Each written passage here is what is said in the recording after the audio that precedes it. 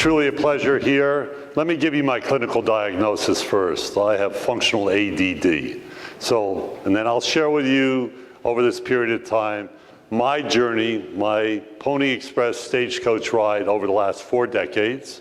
Then I'm going to ask you to respond, if you feel comfortable, to 3 questions. And then we're going to go, buckle your seatbelts, we're going to go through slides.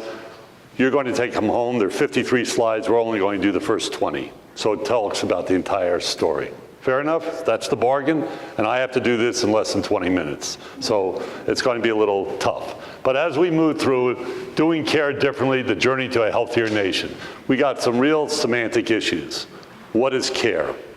Does care mean informatics? Does care mean personal one-on-one care? Do you use your name Dr. So-and-so to you, Joe or Sally? Or do you say, Phil, I'm Phil, you're Sally, let's talk? How holistic is the knowledge base? I find it very much patient non-centric rather than patient-centric. And I've gone through this. So my journey, and I'm going to talk to you slightly about my professional and then my personal in health, which is slightly different, but they're interconnected. So I started out in agriculture and dealt with nutrition, place called Cornell University. Then went into engineering, studied water pollution on the Delaware River, and then took off into healthcare. Arrived in Detroit at the state of the riots when they occurred, and saw what happened in the emergency rooms in Detroit. There you saw what substance abuse was, violence, lifestyle, and all that, and then went overseas to a small university called Oxford and learned all about the National Health Service, which is still the pride of joy for the UK, even if it's not totally functional. And then in the 70s, I'll go decade by decade real quickly, dealt with occupational health, both toxic exposure, asbestosis, pneumoconiosis, and goes on to stress in the air traffic controllers, thermal decomposition amongst the firefighters, and whatever that took place, as well as did a lot of emergency room work, and saw what wasn't happening, and this was in the city of Detroit, San Francisco General, and the like. In the 80s, I started to get embedded into clinical practice. So I practiced as a family practitioner, as an internist, as a toxicologist over years. At the same time, had this passion to see if you could create a new integrated healthcare system. That is, how do you bridge the issue of group health and workers' comp? Anyone try to deal with that issue in your lives? It's a mess. They're totally different insurance systems. One treats the person as a piece of property, and the other is group health, and how did that do? And then what happens about long-term and short-term disability? And where do we do with the difference of wellness versus exposure? So some employers said, it's your fault because you're a smoker. And some labor union says, it's your fault because you were exposed to some toxic substance. So we didn't come to that, and now we're still talking about wellness going forward. In the 90s, we went into the HMO period. Any doctors part of HMOs and became employees? No one. Okay, well, we know that was a whole different system. All the doctors then in 1980s and 90s became employees. And then they left it to be independents. So now we then jump forward to the start of the internet. And what was my next job? I was the virtual health director of Netscape. Anyone ever hear of Netscape? And that was the start of Silicon Valley. And where did it take? And there we got into concierge healthcare. And because we had such high energy that we both said, we'll take care of all of you. And we also gave everyone unlimited amount of Jolt. You know what Jolt is? Okay, so maybe I took too much Jolt over the years. Then we go into the 2000 years, and the first thing that starts to come about, how many of you have health savings accounts? Anyone? Couple? Oh, more than I thought, okay. And then all that emerged to consumer-directed healthcare, health savings accounts, and we're moving into bundle payment. Is any of you involved in bundle payment? Few of you? Well, then that started to come of age. And then we move into the next era. The next era is ACOs, right? And clinical integration. Any of you engaged? I know there are 1 or 2. Have you had a true success story yet? You really? Then talk to me about it. Because I've been involved in about 10 of them, and trying to get independent docs to work with employed docs to work with health systems who's on ownership. And then we go into this next period of time where we're at now, ACA reform. And what does that mean? So I'm wedded with a couple buzzwords. I like the word innovate, I like the word collaborate, and I like the word navigate. So as we go forward this, I think we're in the midst of a generational change now. So I don't know where it's going, how it's going, and in some ways we're trying to accomplish the triple aim: better health, better care, and I don't think you can say at a lower cost. I think that's not going to happen.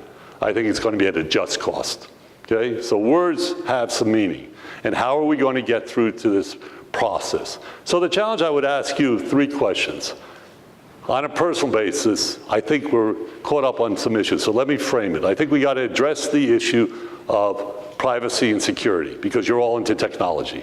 I think we have to address the issue of getting more personal data into electronic health records and make it more acceptable. I think we also have to deal with transparency on pricing and claims management.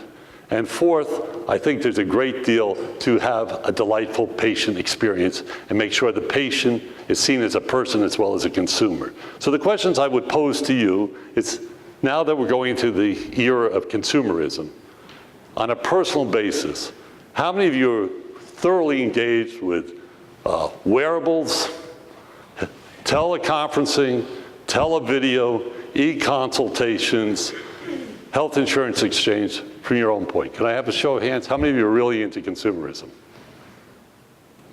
3 or 4, okay, 5, fair enough. How many of you, let's get to your being a patient or not.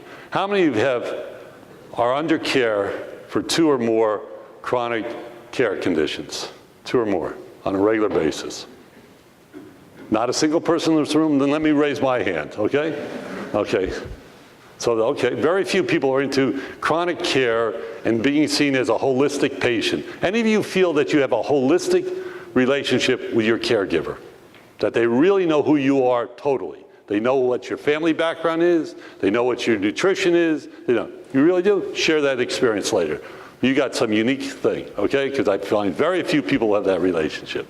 Okay, and the third one, because it's a mixed group, how many of you are actually involved in direct care provision, either from a public health perspective or from a health delivery system? 3, 4, 5, 6, okay, care. So a lot of us are surrounders, okay? But some of us are gearing in. And how many of you perceive your life as a part of a team, not solely as I? You got a lot of team players in here? Okay, how many people are more prominent as an I still? Okay, thank you. Okay, so that's a challenge. That took me a real lot of change to become part of a team orientation rather than I, the doctor, I, the politician, I, the this in my life. And last year, and then I want to go personal for a second, then we're going through the slides in the time. I saw what politics were. So I had the honor of being nominated to be U.S. Surgeon General. And in the process, I got to see Washington play itself out. And I'm not commenting on the current person or not. All I can tell you is I was given 3 points of view. When you apply for a job or get nominated, it's not based on meritocracy. That played out real clear. 2, if you want a job like that, you must have a high pain threshold. It was a putrid experience. And 3, you better know some people with power to at least get you in the process. And I used up every chit I ever had. So if you play in the Washington politics, and I'm not talking right, left, or center, you got to be prepared. And then when I didn't get it, I came in as a finalist. They said you got 60% success and not 40% of failure. So be happy. You know, because what you really want to do, you probably would never have been able to do. But that's nevertheless. Then that all switched in the last year. So let me talk about the finger of fate. The finger of fate. All of a sudden, I was a national consultant, did a lot of work on clinical integration, ACOs, and one day I'm in Atlanta, Georgia, and this finger became 4 times its size. 4 times its size. Anyone know the cause? What it's called? What? Shout it out. Perfect, bingo, raise your hand. That's, congratulations. What's the other name for it? Sausage digit. So I ended up with a case of sausage digit. And what it taught me, which I had never experienced before, I learned what it was like to get a diagnosis. You're very good. I didn't get a diagnosis for 6 weeks. I got, maybe it's systemic lupus erythematosus, maybe it's Raynaud's syndrome, maybe it's psoriasis, arthritis, whatever. Then I couldn't get a treatment. So then I was told, take, anyone familiar with the drug, since there's some pharma people here, colchicine? Anyone ever hear the word colchicine? Everyone ever hear the word Colchris? One person, Colchris. What's the difference between colchicine and Colchris? 10 times the cost. Many more times than that. 100 times the cost. Thank you, bingo. So here's the medicine that used to be 10 cents a pill became $15 a pill, right? And then last week, unbeknown to me, it became 10 cents a pill again. So I learned what it was to be a patient. I learned my relationship with my clinical provider. I learned the diagnosis. I learned that a little shot of steroid in this finger for cure was not so cheap. How much was it? $500 for less than 1 cc. Okay? So that's it. Then I learned about the provider, the payer side. So I didn't know how the billing occurred on the provider side. The doc had very little to do with the billing. He just would circle something. And I did this for years. I circled things. But what did it mean? And then it gets to the payer side. Well, because I'm on Medicare and I use my wife's insurance, there's no linkage. So then I call up the insurance company. I knew the president of Blue Shield of California. I said, why is this? And they said, oh, our IT systems aren't very functional. They're breaking down. I said, well, who's the person to take me from the provider to the payer? Oh, that's your job. So to get the payment done was 6 hours of my time.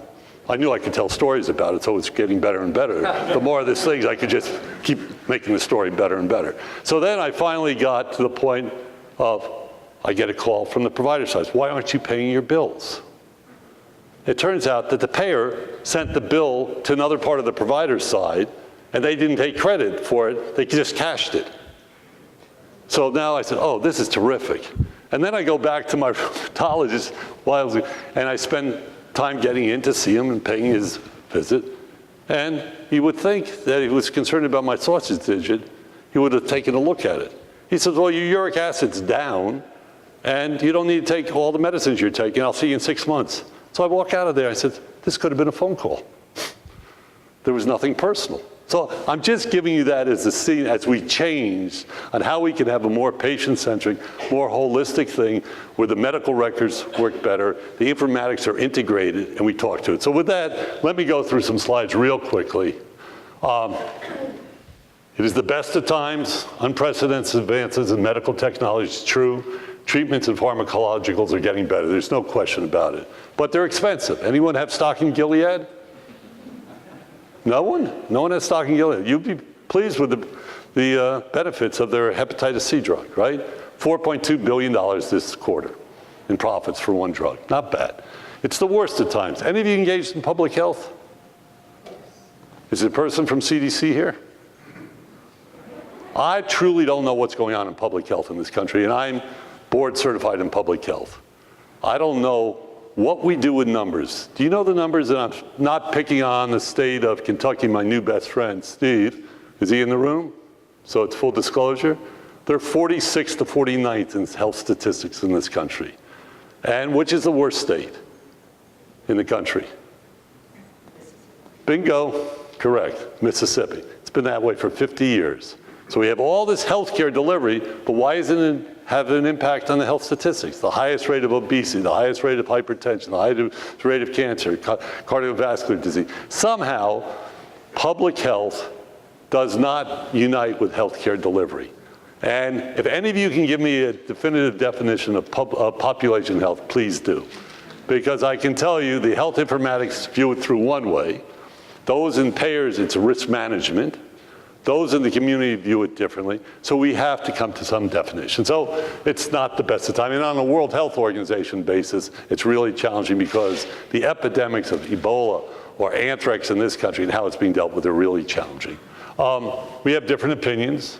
Don Berwick, who's a citizen of this state, I don't blame anyone. They're just doing what makes sense, and we have to change what makes sense. Digital health is coming of age.